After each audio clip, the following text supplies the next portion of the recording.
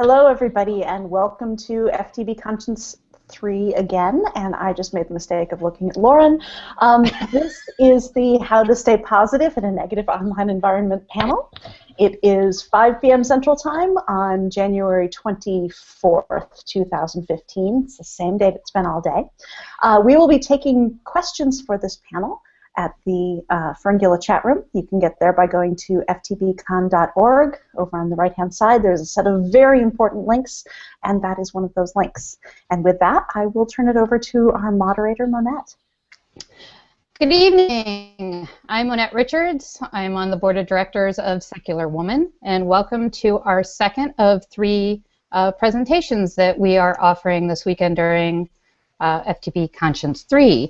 Last night, if you missed Nikki Massey and Abortion 101, you can catch it on link and watch that. It's a great intro to what happens during an abortion.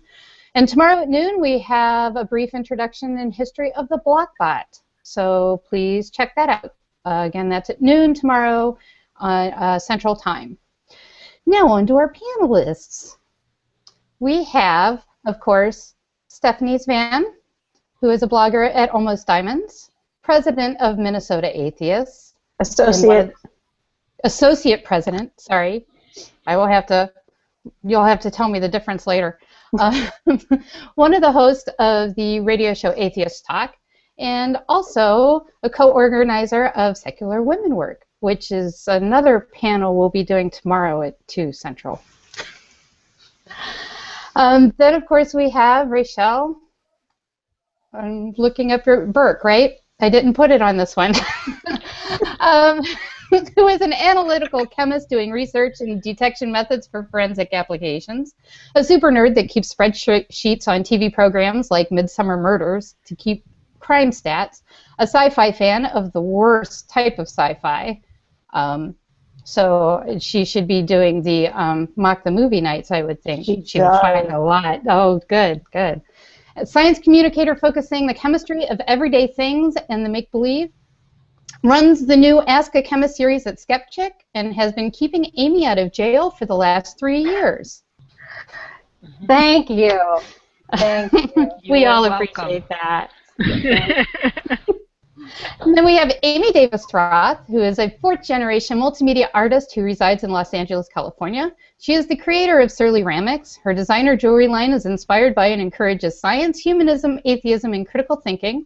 She is a writer for Skepchick.org and is managing editor for Skepchick's sister site that deals with the intersection between art, science, and skepticism called Mad Art Lab, and is the founder of the organizing leader of the Los Angeles Women's Atheist and Agnostic Group. And this is her last panel ever. It's true. And of course we have Lauren Lane, who is co-founder and current organizer of Skepticon, Mad Arts Lab's blogger, a haver of an MFA, once fought a raptor and won, and is one of the most badass dancers I've ever met. Oh, wow. True. She told me I had to work in badass somehow in the intro, so there we go. So today on our panel, we will be talking about how strife and harassment in our movements aren't going away anytime soon, but we still have work to do. So how do we keep from letting the negativity control our lives? How do we find the will to make good things happen when so many people are constantly trying to stop us? So the first question I have for you guys is, what is the actual nature of your activism and how did you get started with it? Let's set some groundwork here. Stephanie, you want to start? A great deal of my activism, although not all of it, has to do with writing, which is why Secular Woman gave me a blog award last year, for which I thank them very much. But I am also, as Monette said, the associate president of Minnesota Atheists, which means that I am sitting on a board working to make things happen in the real world, make get-togethers for people, do this radio show where we try and make sure that various people actually get heard and what they do is talked about and people find resources and people get to hear about great books that are out there. And I do the occasional talk and much more frequent workshop And at this point, I am organizing a conference that, as Monette said, the whole group of us organizers will tell you about tomorrow afternoon. Awesome. Raychelle?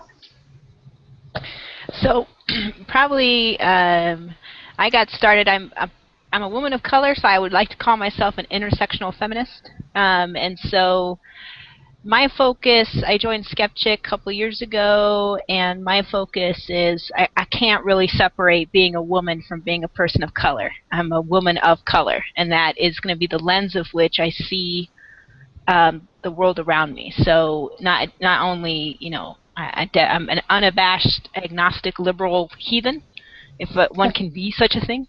And and I'm a huge science advocate, but I come at that from also knowing that, especially in the sciences, we like to think it's this utopic area where it's, free of all the bullshit. It's not. Breaking news. And so that's kind of, I'm kind of an agitator, sometimes in an organized way and sometimes by just being, surly, showing up at things. Hey, so. No. I'm going to need to sign some paperwork on that now. Darn! Pose there.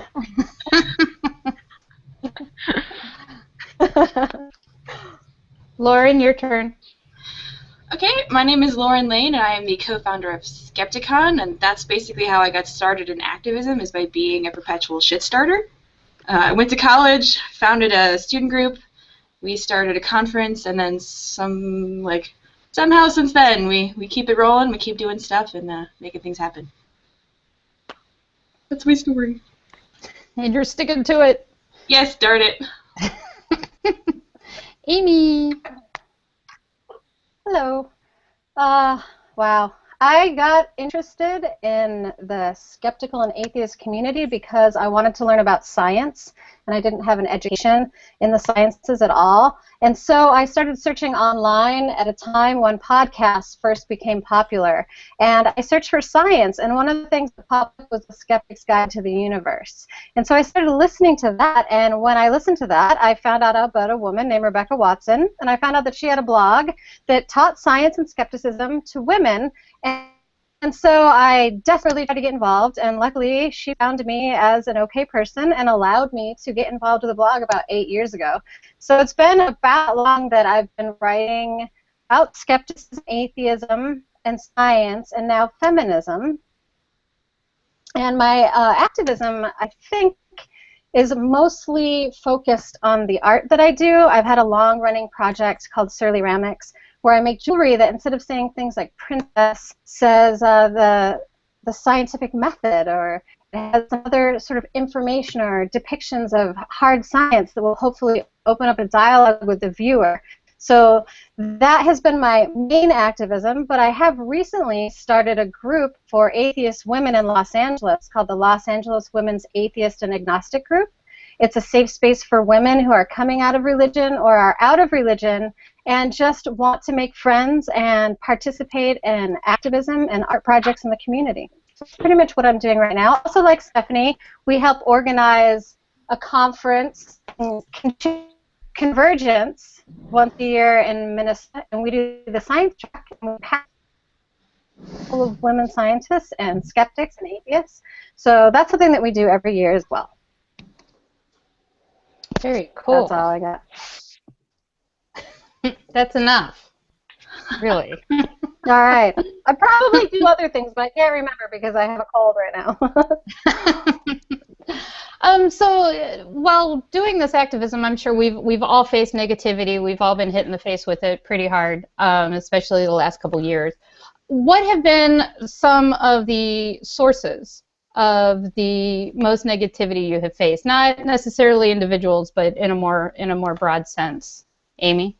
Well, I can say that, well, it started initially, I think the big blowback that we got was when Rebecca Watson made a video about a conference that she spoke at where she had mentioned how women are often treated at conferences and how she felt uncomfortable with being sort of picked up on and treated as an object. And she made an offhand comment about a guy who asked her for coffee in an elevator after she'd spoken all day about not liking to be picked up at conferences. And it was 4 a.m. and he asked her if she liked coffee, and she felt uncomfortable. So in the video, she said, "Hey guys, don't do that." And that was the pivotal moment, I think, online as to when the secular community, the women in the secular community, started being targeted with harassment. And the reason for that was not necessarily because of what she said, but because Richard Dawkins came in, who is highly respected and very popular, and dismissed her comment in a very meaning way, in a racist way, one could argue, in just a very anti-woman way, said that her problems were not relevant in comparison to the things that were happening elsewhere. That sort of opened the floodgate, a lot of us on this panel and in this community, to become targeted by people who had learned sexism from religion.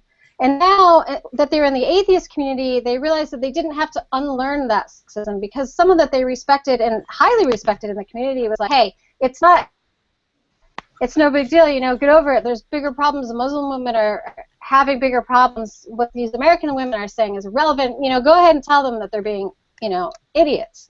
And so that happened. And simultaneously, during that time period, a bunch of us were actively trying to get more women engaged in science and skepticism and atheism. And so we were doing a lot of fundraisers to bring women to conferences.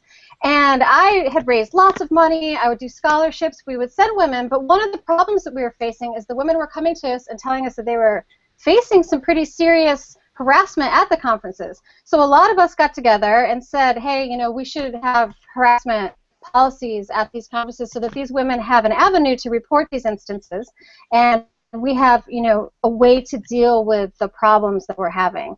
And there was another huge backlash to that. So we had these two sort of pivotal moments in the secular community surrounding women that caused us to be the targets of harassment, because at that time we were all pretty high profile. And some of us still are. I mean, a lot of us here on this panel have chosen not to give up and not to walk away. But those were the two moments that I think sort of mark why we got harassed. And then things happened after that that encouraged people to continue to harass us. But those were the main moments in the secular community surrounding women that sort of started this history of negativity that we have now been fighting for the past 3 years. In a nutshell. In a nutshell. Yeah. Who wants to follow that? Too long? Lauren, why don't you take a stab? All right, here we go. I've already forgotten the question because I was listening to Amy. So I forgot the question. What have been some of the? That's all right. You just keep going with it. You'll end up somewhere. So yeah. Yeah. What have been the sources of some of the most negativity you faced? Oh, the sources. Okay, I would definitely say, well, online is where I get the most, I guess, negativity, and I'm lucky enough that it's not, I guess, not targeted at me specifically because of my work with Skepticon. I've done it for 8 years, so whenever people are upset with me, or they usually say, Skepticon, why are you, associate? How dare you associate with Surly Amy or Rebecca Watson, and I get some flack for thinking they're decent human beings who are doing good stuff. So the internet is definitely the place, the source of the negativity that I handle mostly. Like in person, I like to think I'm a fairly intimidating person, so whenever people give me shit in person, I'm very quick to handle that. And it rarely happens, because I don't go to very many conferences other than my own for kind of harassment reasons and being comfortable in spaces such as that. So, yeah, I guess in person I shut down. You intimidate me. I'm intimidated. Over here. I'm shaking. Is it the Thor helmet? Because I don't know. I thought it'd be fun. Do you have Mew Mew too? No, I don't. Okay. I have this. There you go. That works too. That's my magic. Might as well be the same thing because I get the same effect. Well, we lost Raychelle. Hopefully she'll be jumping back in. Stephanie, how about you? Amy did a great job of summing it up, but just to add a couple more specifics, I ended up getting crap because I really wasn't nice enough when I said that harassment was bad. This actually got me called dogmatic on a radio show. It's awesome. Also, I joined Free Thought blogs, and apparently we didn't know this. I mean, we did this, right when Free Thought blogs started. How were we to know that this was going to end the universe? But those are really the 2 points. How dare you? You and your blog are going to singly unhand the universe. Unhand that universe. Yes! So one of the things that Amy touched on in her answer was the fact that the leadership has been either giving the okay for a lot of the harassment or not protecting from the harassment in any way. So I'm curious how you guys handle when how you react when there's a large negative event that happens in the movement. Like a leader of a big org tells feminists that they do feminism wrong at their own conference, or an org leader gives legitimacy to anti-choicers, or Richard Dawkins tweets anything. Do you ignore it? Do you make a joke? Do you educate it? Who do you try to educate? How do you do it? Raychelle, since you're back in, do you want to try? Did you catch that question? I'm back. Yay! So I heard the tail end as far as do you engage? Do you educate? Could you do the front again? Sorry. Sure. No, that's fine. How do you react when there's a large negative event that happens in the movement, like especially from up top? A leader of a big org tells feminists they do feminism wrong, or an org leader gives legitimacy to anti-choicers. Richard Dawkins does one of his famous tweets, etc. Pure, unmitigated sarcasm is usually my go-to. So, I have one blog that's called The Journal of Are You Fucking Kidding Me? And I did a post on Dawkins. He's so regular in his glorious tweets that the government decided to make him the new time standard. So that's my go-to. I'm not gonna. I'm not saying it's the best strategy. I'm just saying that sometimes this stuff happens from the same people so often. It's like when it gets too quiet, I will on the back channel be like, I sense that we're about to get hit with some bullshit, and so. Your bullshit detector is. I'm like, it's been too quiet. It's like, I'm not a parent, but when parents are like, it's too quiet. It's too damn quiet. And then, like, they realize that a room has been destroyed. Like that. So I kind of go for sarcasm. It really does depend, too, on the level. Part of it is an invalidation. Your point or your bullshit is so absurd to me that I'm going to treat it with the respect it deserves. So it's kind of sarcasm first. And then, I tend to also say, something serious in a way about whatever has occurred. But then also it's, you can't fight every battle. And so I will go around the internets, or as my dad likes to say, the interwebs. And I will see who of my social justice warrior wizard sage colleagues is on it. And then you have to pick, that's the way to pick your battles, is if someone's already dealing with the shenanigans, then you can kind of step back and say, I'll conserve my righteous indignation for another day. So that's my strategy. Don't know if it's best for everyone, but it seems to work for me. And I'll add to what Ray said, that one of the advantages of doing that is that frequently in those cases, letting the people who have actually been wronged by what happened speak for themselves, which I like to see. I like to see more voices out there, and I like to see the people who get targeted be able to effectively speak back to that. I think that's really important because I think we sometimes have a tendency to white knight people. And they may not want our help. And so if you have an opportunity to reach out and say, did you need me? Or what can I do for you? And ask them in which capacity, you know, they feel that your help is needed, if it's needed at all. Because they might not need your help, or they might want to dictate the terms of which you participate. And so I think that that's really important. I totally agree with that.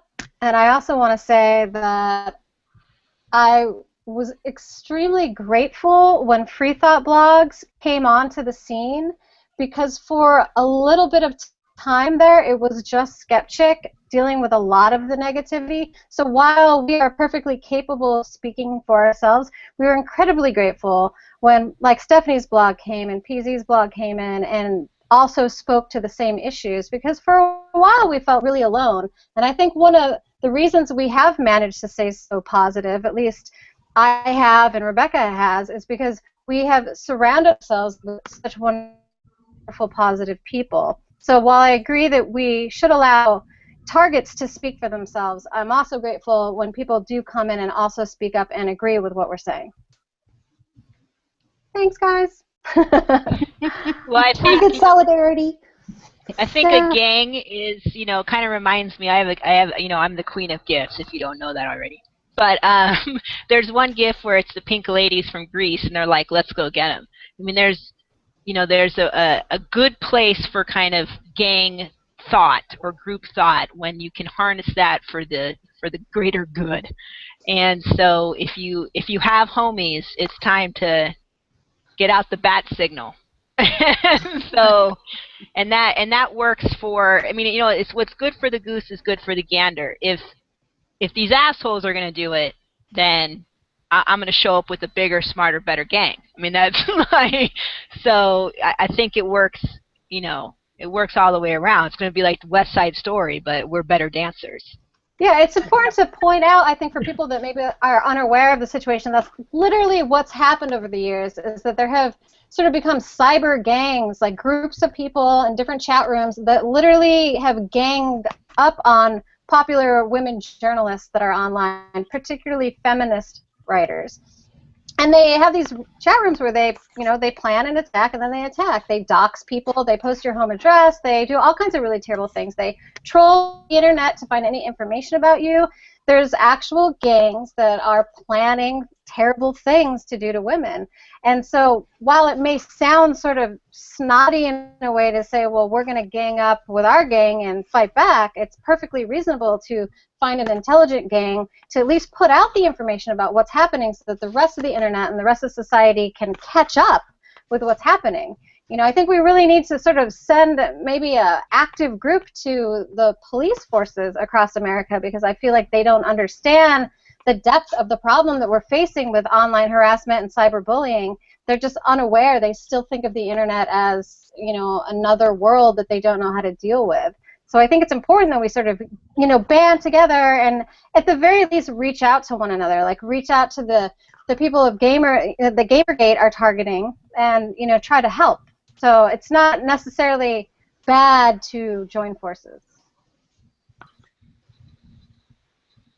Definitely agree with that. Stephanie, Laurie, neither one of you want to jump in on this? Well, I agree with everything said previously wholeheartedly, because I'm a big, big sarcastic bitch sometimes. And so they really feed my anger when it comes to, you know, seeing negativity on the internet. But I think seeing that negativity in the movement just makes me aggressively work towards environments and making environments in the community and the movement that are feminism friendly, that are, you know, everyone friendly, and aren't filled with assholes. So it just makes me work that much harder to make an asshole-free zone as wherever I can. I will say that, you know, I mean, I apply some practical considerations because I'm that boring practical person. I'm sorry, guys. So when it is, for example, somebody who is running a conference or sponsoring a conference who steps up and says something incredibly demeaning about basically everybody who's participating in the conference, if I have that platform, I'm going to say something, because that's something that doesn't need to pass. The everyday bullshit, whatever, you know, I can't believe you guys want to spend that much time on it, but if you don't have anything better to do, have fun with your friends. I'll just block you. But yeah, sometimes when it gets big, and I don't think everybody really understands how much of a platform they have, in part because this is a relatively young movement in a lot of ways, and a lot of people are new to management, et cetera, and they've come up from volunteers who are nobodies. So they don't necessarily always understand or anticipate when there's somebody who has to be responded to. But yeah, I do frequently try to save it for those occasions. Also, you know, I have a threshold. There's only so much that's really going to piss me off. But when you piss me off, I'm going to get mouthy.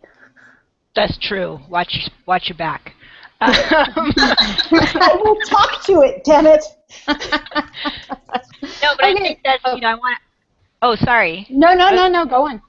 I was just going to say that, yeah, I mean, if it's just some random person on Twitter that, you know, is going to call me a nigger, cunt, whatever, which has happened on the regular for some reason, then I just block you, you know. But if you're in a position of power, like Stephanie was saying, and you step just too far, we all make mistakes. If you're going to say something racist or phobic or ist or whatever, one of the ish, then you have to decide if you're going to let that pass, and often I don't. And I think that's who we're talking about, though. The people that are getting targeted, don't let it pass.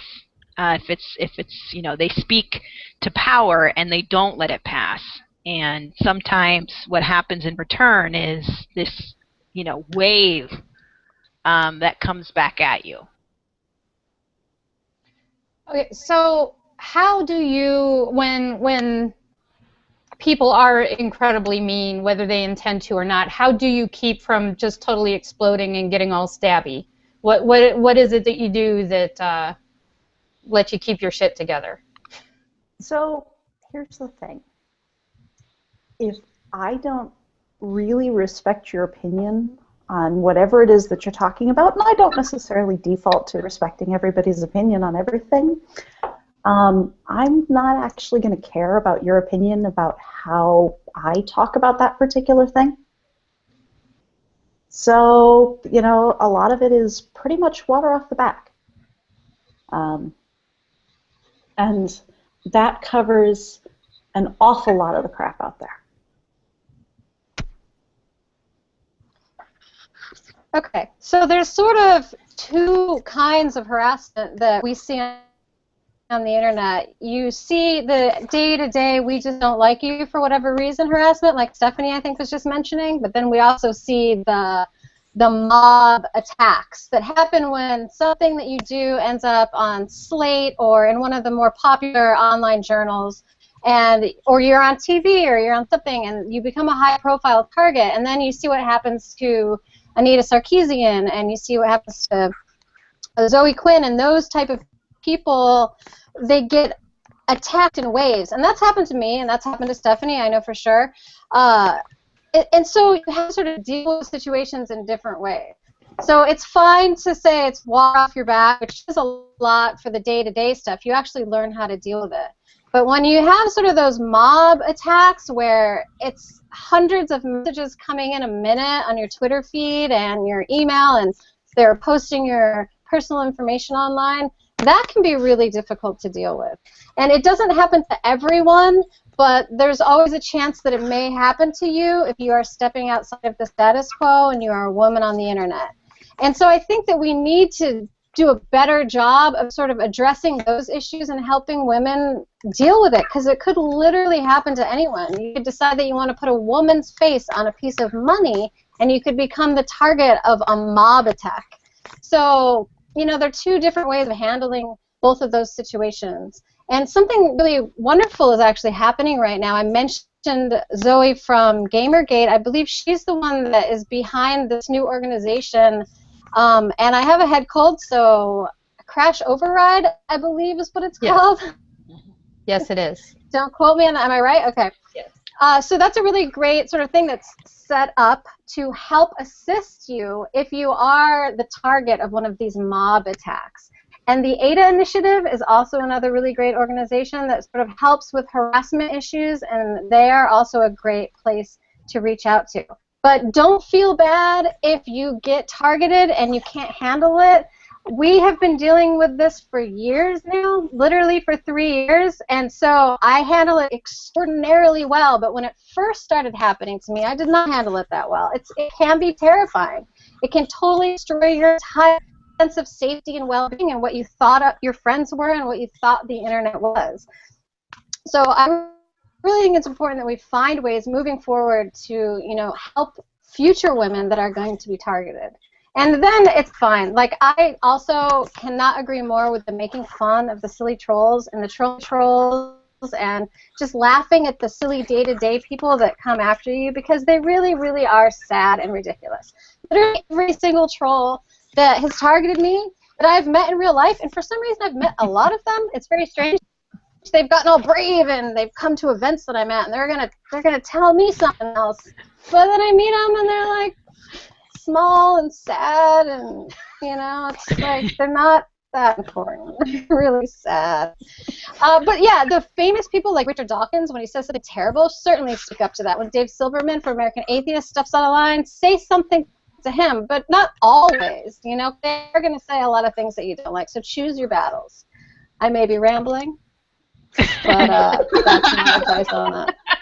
I do want to bring up an important thing here too, because I think especially people of color and I think women get tone police like a motherfucker. And I'll tell you this. You react how you want to react. If you're angry, get stabby. Not like literally stabby because I'm too pretty for prison. Metaphorically what I'm saying is this. Metaphorically stabby. You want to be sarcastic. If you want to be, if someone's coming after you and you have, you're going to express yourself, then I think a lot of times, especially if you come from a place, and I see it happening, and I've had it happen to me where, and I can't decide sometimes if it's, is this person tone policing me because I'm a person of color or a woman, or, it's probably all combined together, is I don't tolerate that. You don't get, if this person I feel has stepped out of line, I'm going to respond. And I'm going to own my response. I'm going to take responsibility for it. But I'm not the tone policing bullshit and the respectability politics of, let me get this straight. You just called me a moron, or you said something racist in public or sexist in public, but I'm supposed to reach out to you on the DL and respectfully communicate my displeasure. But that and fuck you. That's what I think of that. One thing I will say about anger, with 3 years of this, 3.5, geez, years of this behind me at this point, make sure you're not sustaining that for too long.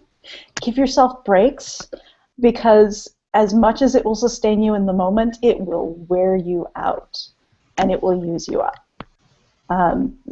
Your body just isn't meant to sustain anger for very long. So be good to yourself. Find ways to get away from that sometimes. And sometimes self-care is not self. Well, the bitch on the back channel. We all have our own back channels, whatever they may be. And if you can't, for whatever reason, you make the decision, can't be stabby in public, which I do, and we all do, like, all the time, then at least have a network that's, your shadow network, that you can say all of the stuff and get out the rage for the self-care purpose, so that you can vent and get out what needs to be said, and then maybe your response is duly noted in public. Check mark. Thank you for your feedback. Yeah. I can't express enough the importance of having a healthy back channel or a group of friends that you can talk to if you are targeted. But, you know, some people aren't that lucky, and so that's why I really think it's important that these other sort of startup networks like Crash Override, that we support them and we support those ideas, because what if you don't have a back channel? What if you run a blog by yourself? What if you don't have anyone? And so if you see someone being targeted online too, I also think it's really important to them and just say, hey, you know what? If you need a friend, I'm here. I've gone through this. I've dealt with it. If you need to talk, you know, here I am. So we gotta like stand up for each other out there. Yeah. Yeah. So, and actually, that kind of ties in earlier. Lauren had mentioned a safe space for people, an environment that is not full of toxic douche canoes. So what are ways that we can create those environments? What are our expectations of them, where we can keep out the assholes? Moderate your comment sections. For fuck's sake, people. It's 2015. Moderate your comment sections. You know, if you have a blog, if you have a YouTube, maybe you don't even need comments at all. You know, that's where a lot of this like perpetuating of stereotypes and sexism and racism and just outright hatred of women is being perpetuated, is in comment sections. You know, control that so that it doesn't disrupt the conversation that you're trying to have or the message that you're trying to send. That's probably my #1 bit of advice for that, online at least. For physical spaces, having an inclusive harassment policy so that everyone knows that they will be safe at your conference or at your meetings. That is absolutely important. It's key, and you better have a mechanism and the teeth to back that up. Whatever policy, whether it's online or offline, then you write a policy, but then you have to have a plan in place if someone evokes a clause. Like how are you monitoring that, and how are you going to actually enforce that? That is the next stage. I mean, you can write beautiful prose, but how are you going to back it up?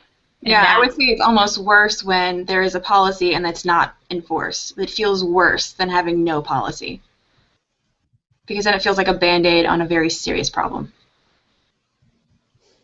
I think you guys have addressed public spaces pretty well. So going back to private spaces, in terms of creating a back channel, one of the things I want to mention is that those people don't necessarily all have to be your friends.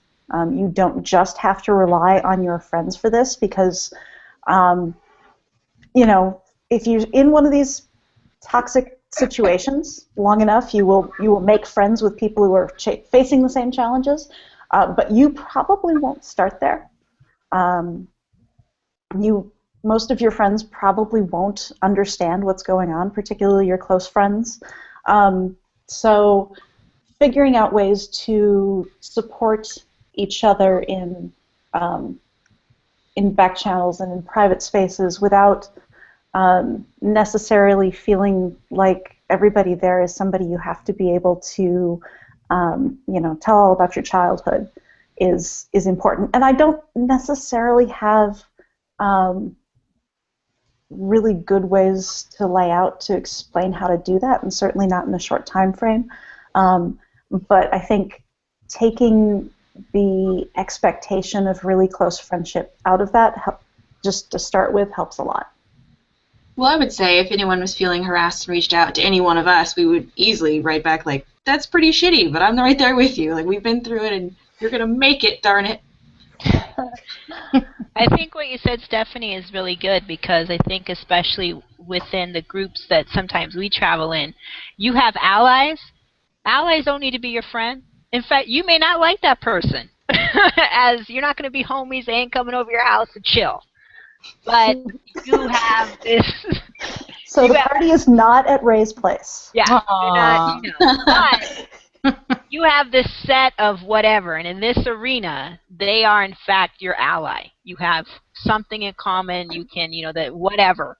And so I think that you can definitely build that network in a way that you have a common, we are in this together. And that doesn't mean that you are, emotionally connected in a way, or your personal friends, but you have this this allyship, this teamwork that you've got going on. And so I think there's two different, hopefully someone has, you have in your life a personal connection with someone that you can talk these things out with.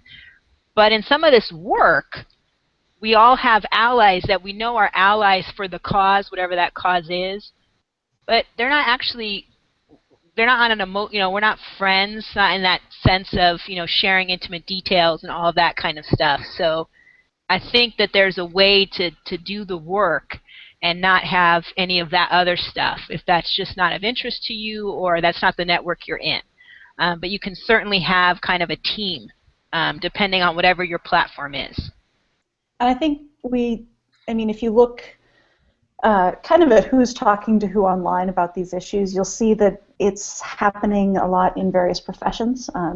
You are seeing female journalists who have a lot in common, who are talking to each other, and you're seeing game developers who are now doing this, and you're seeing activists who are doing this.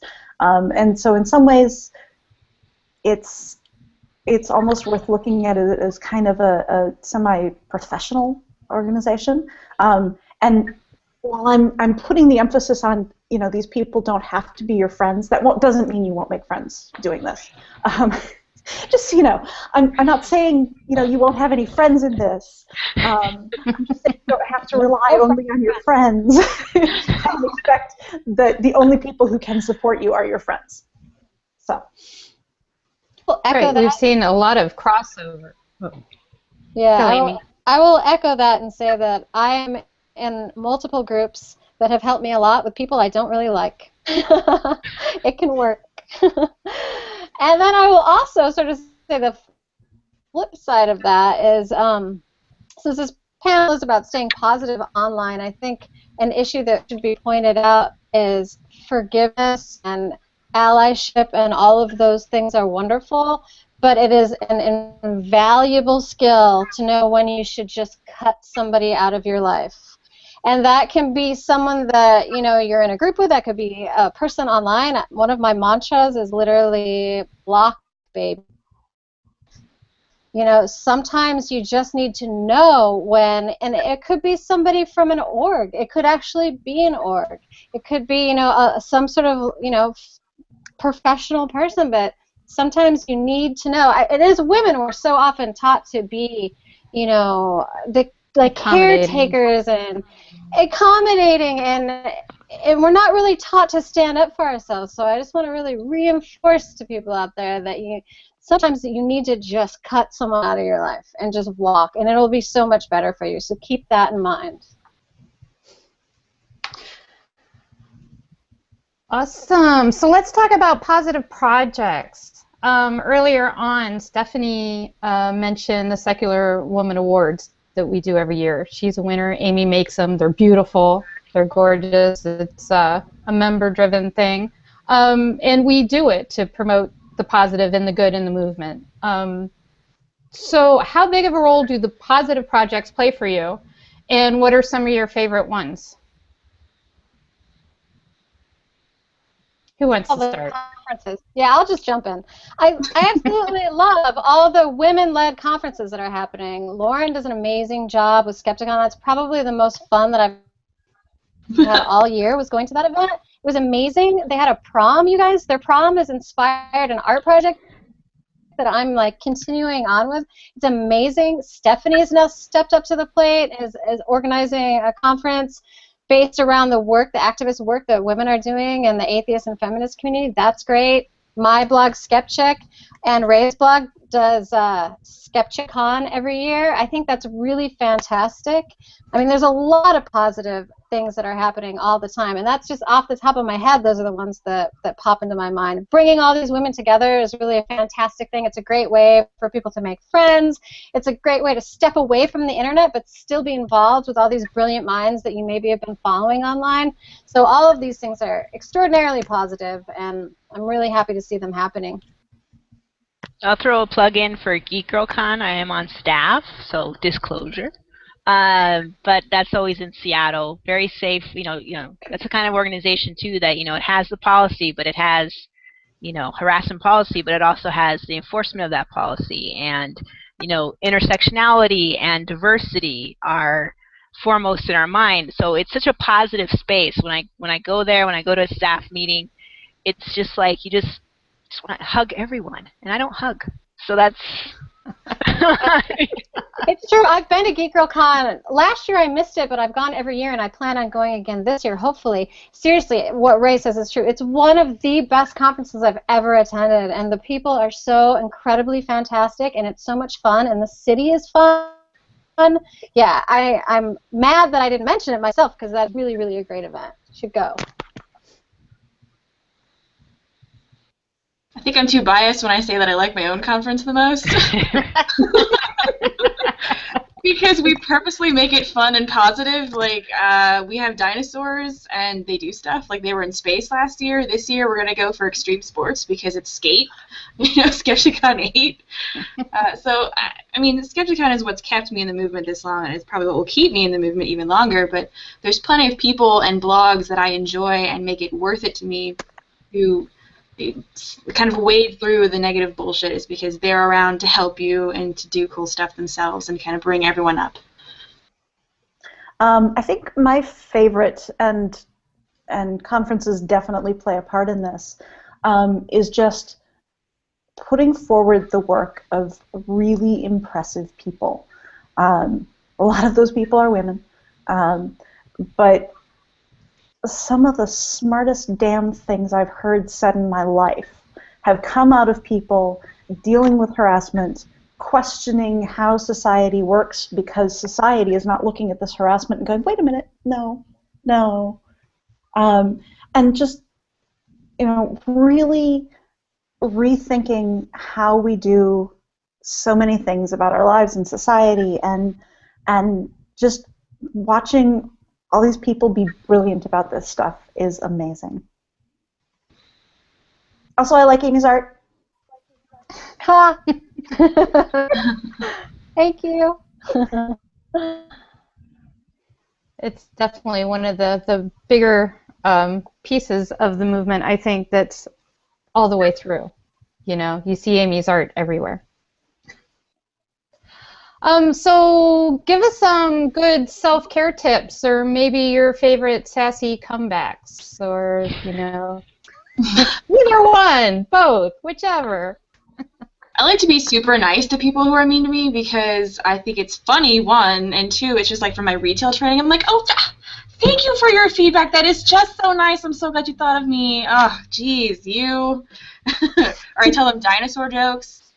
Like, I think it's more infuriating for them when they're not getting the reaction they want. So I try to be as nice as possible. And as for personal things that I do, I power lift, and that's a big stress reliever.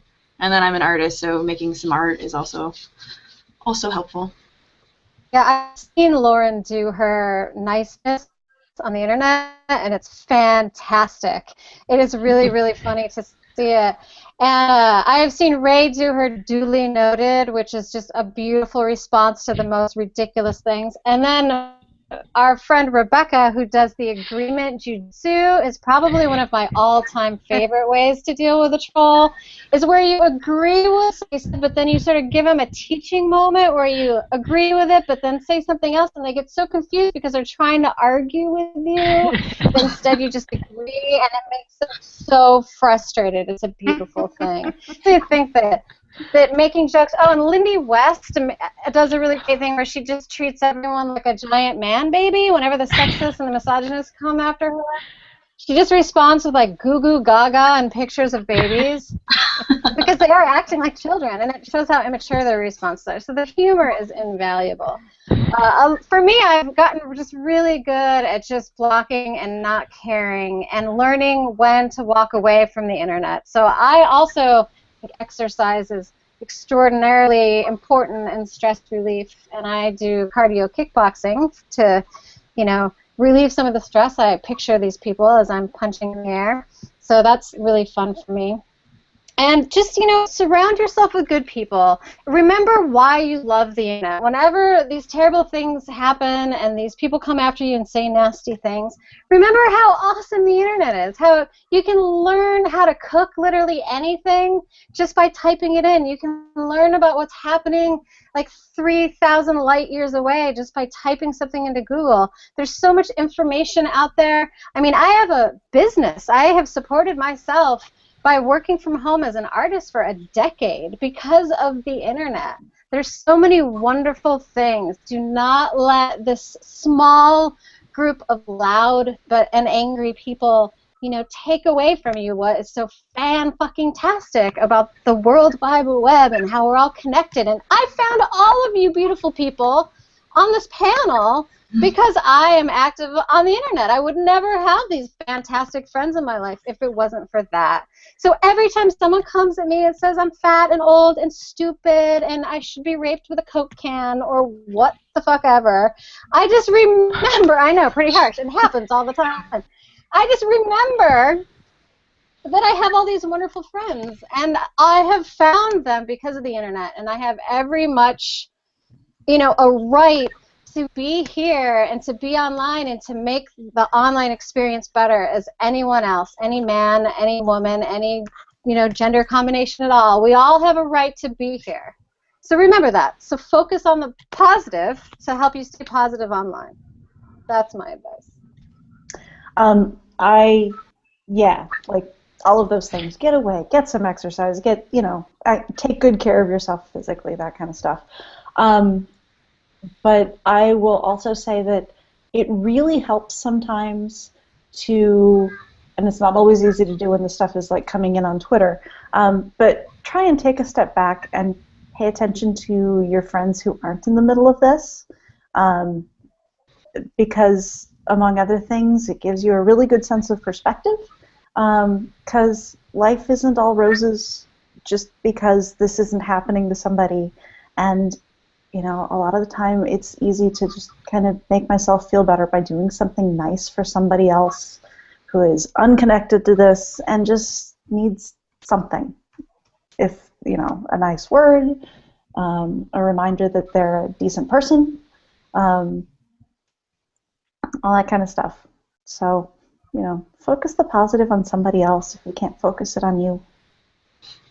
Well, even I would say, as much as you said, pay attention to the friends who aren't in the middle of it, reminding people they are decent people, reminding the other women who are going through it as well, too. I think it takes a lot that they need to be reminded that they are good people, that this doesn't reflect on them, any harassment that they are receiving. So far we've said a lot of high road stuff like stay positive, surround yourself with friends. I would like to just note that it's totally okay to take the low road privately and cuss them out privately and go on tirades to your friends and just be so acidic and vehement and terrible if you need to do that. Or if you need to cry and be sad and have a beer and just be like, why? Do that too. It's perfectly okay. If you take the low road, you will find me there, and I have bourbon. The low road has bourbon. Party is at Ray's house. Party is at my house, and it's on the low road. So if you take the low road, make a right, that's where I'll be. It is also entirely appropriate to gloat sometimes about the stuff you accomplish, because winning is awesome. I think all this good advice. I would also, I tend to do a lot of block foo when it comes to Twitter. And sometimes, though, this is the duly noted thing I got from a good friend who I don't want to name him, but she is like Bruce Lee at the duly noted, and it drives people crazy when you just say your concern for XYZ has been duly noted. So sometimes, call it the low road, call it the whatever road. Sometimes you want to do that. And sometimes for me, I'm a runner, I do that too. But sometimes I just want to see Jason Statham shirtless killing about a dozen people in 3 minutes. So I will watch ridiculous action movies like Fast and the Furious 1, 2, 3, 4, 5, 6, I don't even know, 12, whatever you're on. Who cares? And so whatever your escapism thing, you know, that kind of a thing, I think is important. And so, you know, I totally agree. To stay positive and however you do that, and however you might stay positive might include a serious rant to someone. And it might include the low road. So I also don't want to kind of almost tone police your coping mechanism. Because if you find something that works for you, combination of things that's helping you keep doing you, I don't know if it's, you know, helpful to that person to be like, but golly, stay positive, you know, in every aspect. That for you might include, you know, just telling someone to fuck off. So that's as positive as I can get in this situation. You know, I said that. I have literally said that to people who I love. I'm like, I mean this from a place of love. Fuck off. Anybody have any last minute thoughts? Anything that we missed? All inclusive panel. I kind of like leaving it with Ray's reminder that, you know, sometimes staying positive is not all about being positive. Yeah. You only have so many cheeks to turn before you run out of cheeks. Am I right? You are. Amen, sister girl. All right. With that, then, I will thank everybody here and thank everybody who's been watching. And this is the end of the session.